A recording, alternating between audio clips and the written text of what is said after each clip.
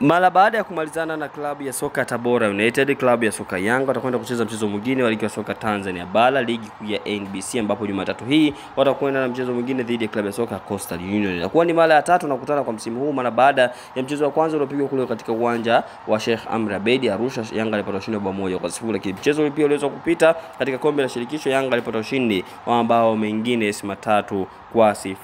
Yes, alipata ushindi wa mabao 3-0 kutoka kwa hao Coastal Union. Wanamangu shakili, kumbuka klabu ya soka Yanga watakuwa nyumbani katika uwanja wa KMC, uwanja wa Manispaa KMC. Kumbuka ni raundi ya 25 mchezo wa ligi ya soka Tanzania Bara. Katika michezo mitano ya mwisho Yanga ameshinda michezo yote, huku Coastal Union akipata sare michezo mitatu na akipoteza michezo miwili. Yanga amepata ushindi mzito dhidi ya KMC katika michezo mitano ya mwisho akifunga bao 6-1, lakini kwa kichapo kizito zaidi alichopoteza Coastal Union katika mchezo wa ligi ya soka Tanzania Bara ni mabao 3-0. Lakini pia unavyoambiwa, habari kubwa katika mchezo huu ni kwamba klabu ya soka Yanga wao wamefunga magoli 19 katika michezo yao mitano ya mwisho, lakini kwa upande pia klabu ya soka Yanga Prince Dube ni mfungaji bora, yes, ambao mpaka hivi sasa akiwa na mabao 12 kwa upande wa klabu ya soka ya Dar es Salaam Africa, yes, naomba hivi. Lakini pia kwa Coastal Union wao wamefunga goli moja tu katika michezo yao mitano ya mwisho, na ni hatari sana, lakini pia hawajashinda katika michezo yao 7 ya mwisho ambao wameweza kucheza mpaka hivi sasa. Wanakwenda kukutana na klabu ya soka Yanga ambao wao ndio vinara ligi ya soka Tanzania Bara katika michezo 23 waliocheza,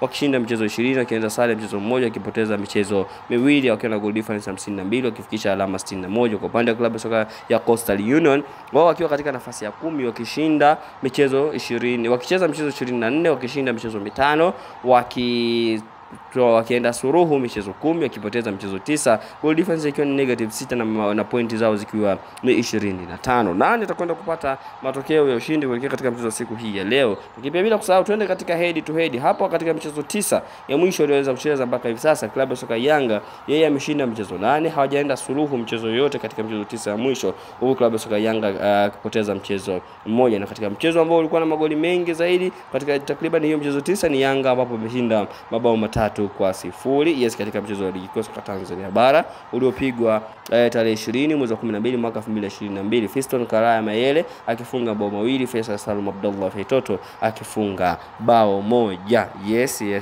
akifunga bao 1 dakika ya 66. Kwa hiyo ndio. Lakini kwa upande wa klabu ya soka Yanga, mchezo ambao yeye alipoteza dhidi ya Coastal Union katika hiyo michezo ambao wamecheza mpaka hivi sasa, tunasema shinda mchezo mmoja tu, ambapo moja kwa moja ilikuwa katika michezo hii ya ligi ya soka Tanzania Bara. Kwa hiyo wewe una maoni gani